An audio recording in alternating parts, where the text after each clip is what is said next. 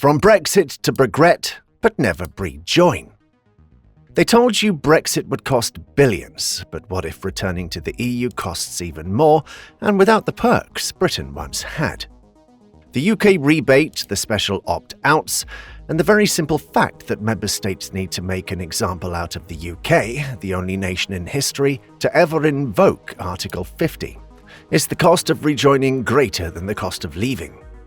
Brexit will help us regain control of our borders. Brexit will guarantee national sovereignty. Brexit will allow us to redirect funds within the United Kingdom. The year is 2016, and you've just been transported to what could easily be described as one of the most politically charged times in the UK's history. Wherever you look, there are people gathered with banners and posters either advocating for or against Brexit. Brexit, the Great British exit from the European Union, is all anyone can talk about in the United Kingdom or anywhere else in the world.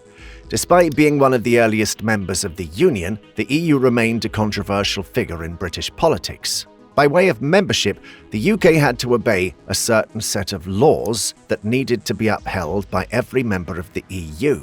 This included, and we're only talking about a few here, freedom of movement for goods, services and persons, or the required contribution to the EU budget. Simply, the people of the UK had had enough. The UK was one of the Union's first members, yes, and it was one of the top contributors to the EU's budget. The nation obliged with every law set forth by the Union, admittedly with a little back and forth on some rules. Think of how the UK vehemently opposed a standardised currency among EU nations and instead retained the pound, for instance. Anyway, change was necessary, either a complete withdrawal from the EU or an urgent meeting with Brussels. You see, what a lot of people fail to mention is that whether it was the Remain group or the Leave campaign, everyone was advocating for reform in some way, shape or form. David Cameron, for example, the Prime Minister who actually called for the vote, was a strong advocate for reform while remaining a member state. He promptly announced his withdrawal from the Premiership when the results came in. Ah, yes, the results. With a slight, and we really do mean slight majority, the Leave campaign was successful. 51% of voters believed that it was in the UK's best interests to withdraw, and Article 50 was invoked. This was to mark a significant milestone in the UK's history: change, growth and prosperity, three things the Leave campaign straight up guaranteed voters. But one thing was delivered: change, and not in the way voters had hoped. Years after the official departure in January 2020, the true cost of Brexit had become more apparent, economically, socially and politically. In 2022, the Centre for European Reform claimed that the UK's economy was 5.5% smaller than it would have been had it remained a member. Author John Spinford used the doppelganger method and compared the nation's economic growth with not a single real country but rather a composite constructed from a weighted average of severed advanced economies. The doppelganger economy was created using data from countries such as the United States, Germany, New Zealand, Norway and Australia, amongst others. These countries were chosen based on their similarity to the UK in terms of economic trends, but crucially, they remained unaffected by Brexit. Oh, and the freedom of movement law, which the Leave campaign wanted eradicated, that ended up costing the UK too. According to the UK Trade Policy Observatory at the University of Sussex, exports of goods to the EU declined by approximately 13% between 2020 and 2022, while imports fell by around 25%. Given that the UK exported roughly £300 billion annually in goods and services to the EU before Brexit, this 13% decline translates to an estimated £39 billion in lost export value each year. These losses have been most acutely felt by small and medium-sized enterprises, many of which have ceased trading with EU clients due to the complexity and costs of customs checks, VAT differences, and rules of origins requirements.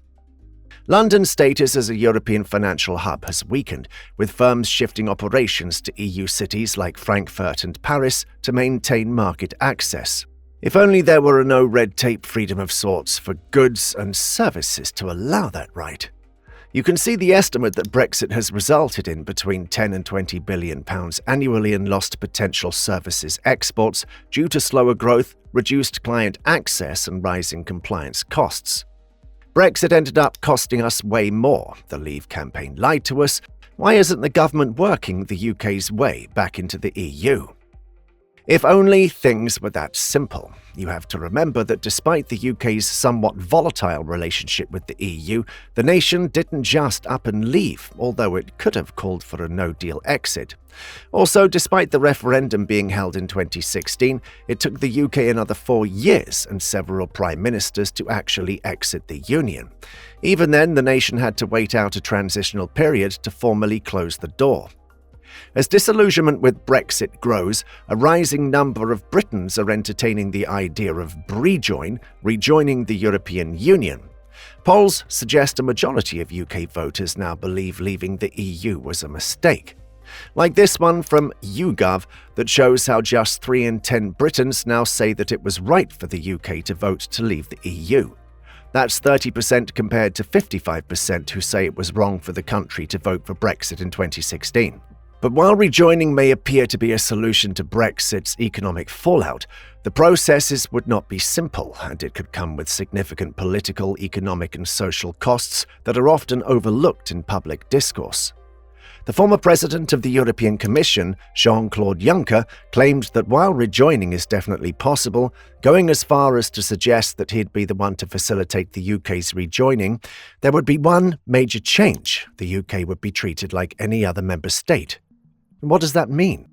During its EU membership, the UK negotiated a number of unique opt-outs and privileges that set it apart from other member states. Most notably, the UK opted out of adapting the euro, choosing to retain the British pound while most EU nations transitioned to the single currency.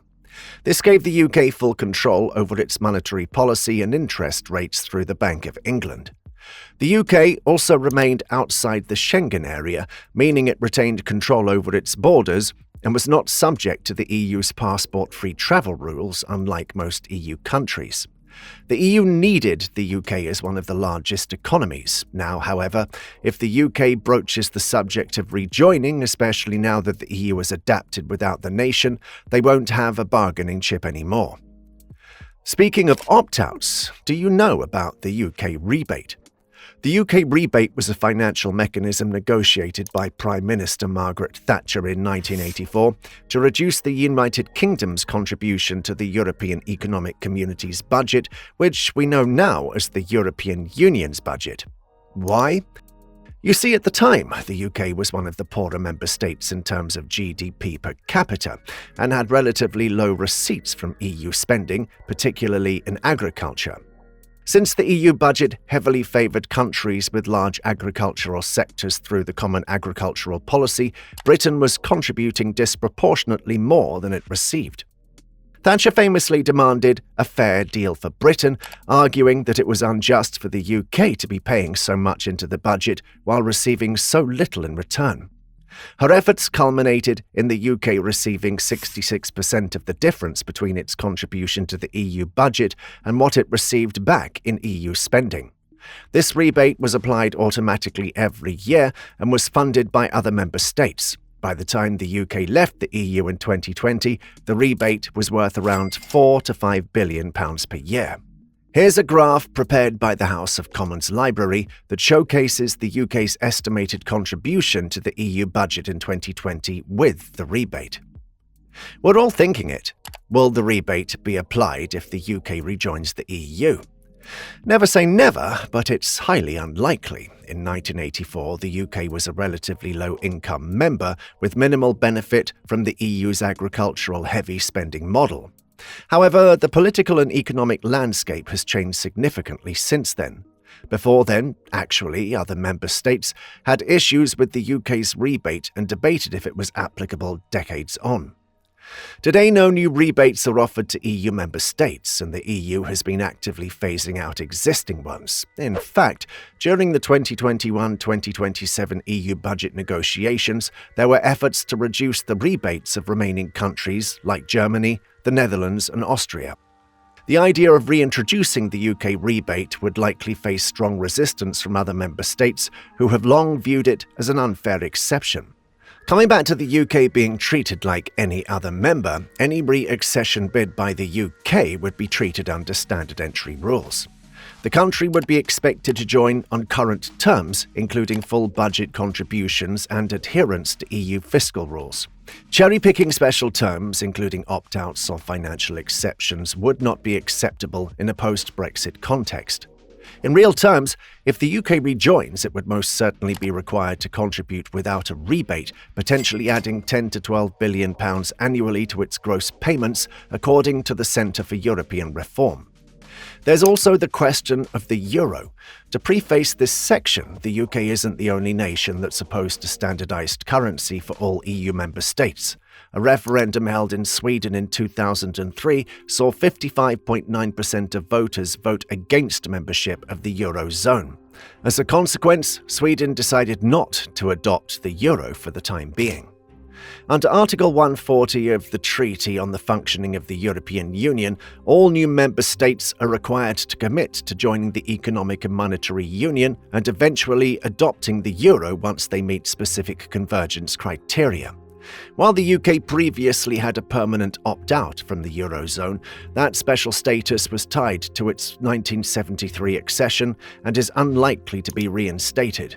Although Sweden has indefinitely delayed joining the euro by avoiding the final step of entering ERM2, the UK would face greater scrutiny.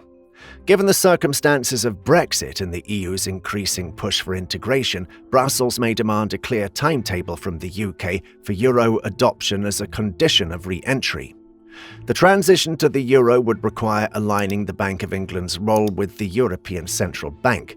The UK would need to restructure its monetary policy, financial regulation, and debt issuance framework.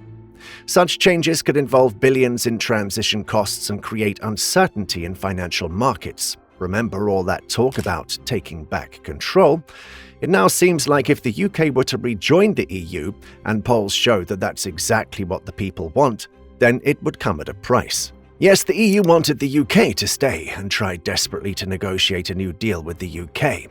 The UK held all the cards back then, which was what David Cameron tried to relay to the nation when he met with EU senior officials in Brussels. He argued that the UK had negotiating power because of the volatile situation. Back then, the Leave campaign argued that no deal offered by the EU was worth taking. To be fair, the deal that the EU did promise Cameron wasn't what he'd been asking for. It was an amended version that would satisfy both the UK and uphold EU laws. Was that the final straw for the Leave campaign? Seeing how, despite Britain having one foot out of the door already, Brussels was not willing to offer the nation exactly what it asked for.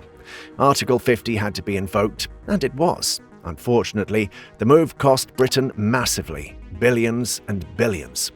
The viable solution, rejoining, could also cost Britain massively. Right now, it might seem like the UK is stuck between a rock and a hard place. Brexit and rejoin will cost the nation money. The question is, which one is a better option in the long term? EU membership can be viewed as an investment. First and foremost, the freedom of movement that was so controversial in 2016 was designed specifically for member states. It allowed them to trade freely with one another, eliminating the proverbial red tape. Instead of having to jump through legal hoops to transport one shipment from point A to point B, member states could have truckloads transported within a few hours. According to the Centre of European Reform, membership allows for the free flow of goods, services, capital, and labour, leading to increased economic activity. The European Commission also estimates that EU trade agreements have contributed significantly to GDP growth for both current and past members. Countries within the EU benefit from lower tariffs, regulatory alignment, and the freedom of movement of people, all of which are attractive for businesses and investors. Trade agreements play a crucial role in the EU's strategy for fostering jobs and economic growth. According to the European Commission, approximately 31 million jobs in the EU depend on external trade, representing 1 in every 7 jobs in Europe. In France, for example, over 2.2 million jobs rely on exports outside the EU. The EU's trade policy also prioritises sustainable development globally. By fully opening its markets to the world's poorest countries, the EU supports their infrastructure and capacity-building efforts. Moreover, EU trade agreements aim to promote European values such as good governance, environmental protection, and human rights.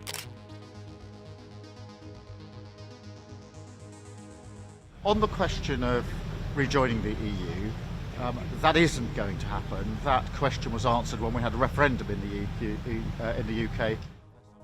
You've heard it from the man himself. The Prime Minister of the UK, Sir Keir Starmer, confirmed that the country would not be moving towards rejoining, at least not during his premiership.